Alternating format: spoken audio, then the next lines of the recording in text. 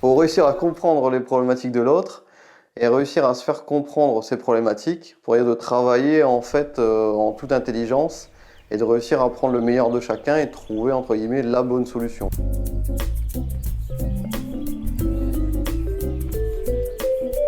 On a fait de l'EFC sans parler d'EFC en fait.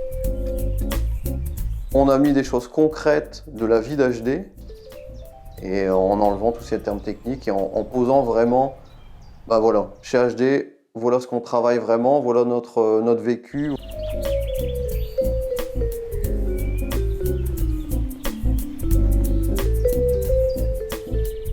Et puis, quel est votre ressenti par rapport à ça en fait?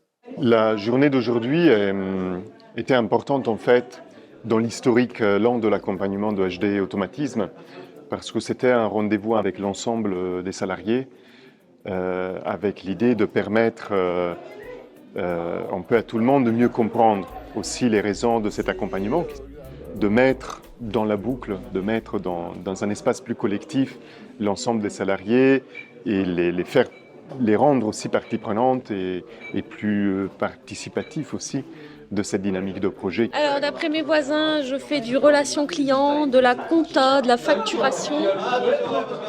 Je rentre toutes les écritures comptables dans la comptabilité, facture d'achat, vente, j'effectue les transactions. Quand on a mené une action envers le client en appliquant l'EFC, on est plutôt fier de l'image qu'on a donnée de l'entreprise.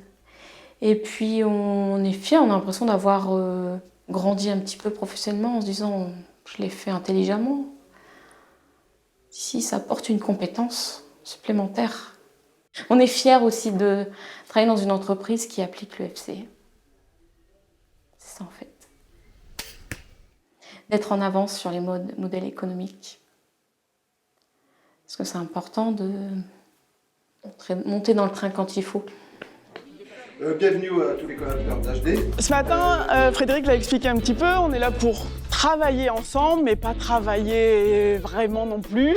On est là vraiment pour échanger nos idées, faire un état des lieux de ce que vous faites, de là où vous allez avec HD. N'hésitez pas à exprimer vos idées de manière ouverte, on est en petit groupe exprès pour que tout le monde puisse parler. Donc l'idée c'était aussi de vous donner à voir un peu le sujet sur lequel on travaille. Et le premier atelier va porter en fait sur quelque chose qui est pour nous très important en fait dans l'évolution qu'on cherche à accompagner de HD Automatisme, c'est de chercher à mieux reconnaître et mieux valoriser tout le travail qui est réalisé par l'ensemble des équipes au quotidien. L'idée essentielle de la matinée, c'était surtout de partager avec l'ensemble des collaborateurs de HD toute la trajectoire qui a été faite depuis bientôt 10 ans maintenant par les dirigeants. On a choisi de le faire sous forme d'atelier pour les sensibiliser au déjà là, en fait, à tout ce que font déjà les collaborateurs d'HD au niveau serviciel avec leurs clients et même de communication en interne et de coopération en interne. Ici, on est super bien accueillis. Tout le monde parle, tout le monde, il n'y a pas de distance sociale, il n'y a pas de barrière en fait. Il n'y a pas de barrière, on peut très bien boire le café avec un employé de l'atelier comme avec le patron, quoi. Il n'y a pas de barrière. Tout le monde a remarqué le travail que je faisais et ça c'est très bien aussi. Comment on vous le fait remarquer, si je peux me permettre? On me dit ça sent bon, maintenant c'est bien, c'est propre, toutes des petites choses comme ça qui sont agréables à entendre. Je ne sais plus comment ça s'est fait, je pense que ça a commencé avec le CJD, et après Frédéric est entré au Club Noé. Et quand il me parlait de l'économie de la fonctionnalité au début, je ne comprenais rien du tout. Si, ça a changé plein de choses, plein de choses, on a déjà vraiment beaucoup plus travaillé dans la coopération, on a tout mis à plat en fait, il n'y a pas un chef, des sous-chefs et puis un qui exécute. La façon de travailler est complètement changée, mais souvent de toute façon on nous demande ce que ça change, on ne sait pas l'expliquer, on ne le voit même plus. On a quand même, je pense maintenant, avec 10 ans de recul sur la partie économie de la fonctionnalité, on commence au bout de 10 ans à avoir vraiment des choses qui sont parlantes et qu'on sait vendre à nos clients, partenaires. Pour moi, c'est un point hyper important dans le boulot que je fais au quotidien et puis pour l'avenir de la boîte aussi. Il y a aussi ça qui compte. C'est comment on développe d'autres modèles dans les années qui arrivent. C'est aussi ça fait partie aussi de mon boulot, quoi. Au niveau logistique, si on a le matériel en stock. Ouais, en fait, le diagnostic, si jamais malheureusement ça vient pas là. En plus, vous lui proposez une prestation qui est plus sur du long terme. Vous voyez ? Une question de confiance. J'avais pas forcément vu effectivement cet aspect de l'EFC que je connaissais pas. Ça fait 1 an et demi que je suis un petit peu plus mis dans cette boucle-là.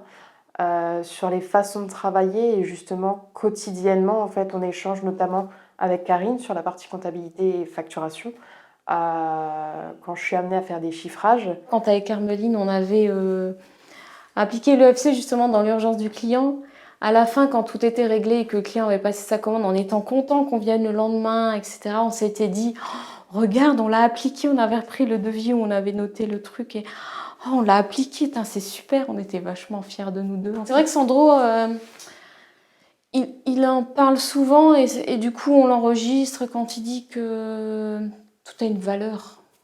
Parce je suis non productive quelque part. J'arrête avec ce terme parce que je m'aperçois que non. Ce qu'on fait a toujours une valeur. Et il n'arrête pas de dire qu'il faut toujours valoriser. Et c'était ce qu'on avait fait. À ce moment-là, c'est qu'on avait valorisé le travail d'Hermeline, de devoir rebouger tout le planning, etc. Et que pour le client aussi, ça avait une valeur. La valeur de pouvoir reprendre sa production, en fait.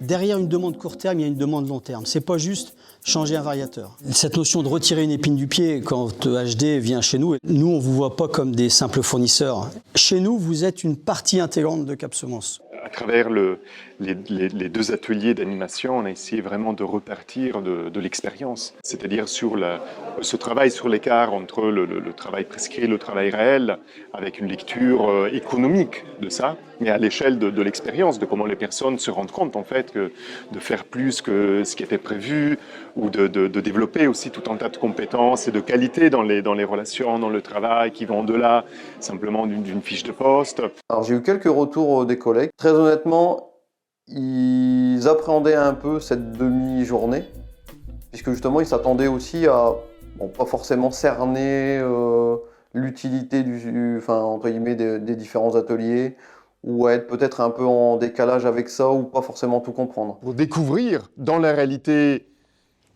toute la richesse de ce qui se passe pour de vrai, et on va essayer du coup de compléter ces différentes dimensions. Et ce qu'on va vous proposer, c'est de citer des activités de votre voisin, de les écrire sur des post-it, de les coller sur sa feuille. La façon dont on s'y est pris pour construire l'atelier, c'est justement à 3, quoi. Donc dès le départ, et puis avec Frédéric et Cédric et Isabelle qui étaient là pour arbitrer un peu les grands choix et évaluer un peu le travail de préparation qu'on faisait, on s'y est pris ensemble. On a essayé de faire rebondir les idées les uns sur les autres, et puis évidemment on a été meilleurs à 3 qu'on ne l'aurait été chacun de notre côté. Moi je travaille beaucoup avec Cédric, donc c'était super pour moi d'être un peu avec d'autres acteurs de HD, d'apprendre à connaître un peu mieux chacun, de voir que ce qui est le plus communément mis au cœur du métier d'HD, c'est pas la technique, mais l'interaction avec les clients. Et là aujourd'hui, voilà, je pense que tout du moins le retour que j'ai moi, c'est le fait qu'ils soient très contents justement d'avoir pu participer et puis d'avoir entre guillemets bien compris toutes ces notions, etc. Et eux, voilà, ils ont pu ressortir en plus leur vécu, leur opinion, on a pu discuter, il y a eu une table. Et là aujourd'hui, cette demi-journée, je pense que ça a permis de remettre en marche justement cette partie cohésion en fait. La plupart de mes collègues, la dernière fois, ils expliquent quand même comment ça se passe pour que j'arrive quand même à cerner la manière dont ils travaillent. On a vu que nous tous, on a toujours un objectif. Et l'objectif, c'est le client qui est au centre de tout. Moi, une fois, j'étais chez un client et il me dit moi, je veux toutes les machines sous contrat, etc. Je veux faire ça, je veux faire ci, je veux faire là. Et je trouve que moi, je lui ai présenté sur une certaine typologie de machine, je lui ai plutôt machines, tout ce qui était traditionnel, etc., je l'ai plutôt aiguillé dans des audits de machines. Et vraiment partir sur des contrats de machines, sur les machines à commande numérique. Donc je lui ai vraiment expliqué la différence entre les deux, et cette économie qui est à faire et à ne pas faire. C'est l'aiguiller dans son choix. Et pourquoi l'aiguiller dans son choix? Ça sert à rien de vouloir faire des choses sur des machines qui en ont pas forcément besoin, quoi. Et c'est vrai qu'en lui en proposant ça, il s'est senti rassuré. Il y a une histoire de confiance, comme je disais, qui s'est instaurée. En fait, je l'ai fait naturellement. Et lorsque j'ai échangé avec Frédéric ou avec Sandro, mais Frédéric m'a dit, vous voyez, Joanne, c'est ça. C'est ça le FC. Sur la partie, sur ce qu'est le FC, sans rentrer trop dans les détails, c'est vrai que ce qui est intéressant, c'est plus la manière d'aborder le besoin du client, c'est-à-dire on répond pas comme les autres concurrents pourraient répondre, comme ce que je disais par exemple, où il y a plein de plateformes qui vont juste prendre une référence et répondre uniquement par un prix. Et voilà, nous, ce qui est intéressant dans la démarche UFC, c'est que c'est une manière de se différencier en fait de la concurrence. C'est cette question de reconnaissance, de comment on fait reconnaître ça, comment on le communique, comment... Ils réalisent très vite qu'ils ont cette dimension de conseil, qu'ils ont une vraie volonté commune de servir le client avant tout et pas juste de faire du dépannage. Et donc il y a déjà des choses qui ont bien germé en interne et qu'ils ont envie aussi d'aller plus loin. Donc ça c'est très, très enrichissant. Je travaille avec Christophe, quand il était une fois on était sur 2 interventions différentes à quelques kilomètres l'un de l'autre. Il m'a appelé, j'ai fini mon intervention, il m'a appelé, j'étais retourné avec lui pour aller l'aider. Parce qu'il n'arrivait pas à tirer une table, donc je suis monté là-bas. J'ai fait une demi-heure de route et puis je suis arrivé chez lui. C'est le boulot qui me plaît, c'est valorisant d'aller voir avec le collègue et puis de l'aider. Ça permet de faire une bonne entente, une bonne cohésion entre un groupe. Je trouve que déjà que toute la matinée s'est très bien déroulée avec comme ça, beaucoup d'implication, beaucoup de participation. Donc... On en a 2 dans le plateau. Techniquement, on en a 2 dans le plateau. On en a 2. Dans la relation vraiment oui. Ouais, voilà. Parce que c'est aussi qui est le client. Parce que le client, c'est abstrait. Oui. L'opérateur, c'est pas la même chose que l'acheteur qui va être en relation avec. C'était très chouette, comme ça, à vivre. Et on sent aussi toute une convivialité, un plaisir aussi à être ensemble, à faire des choses ensemble qui règnent dans l'entreprise. Donc ça, c'est aussi un moment de révélation.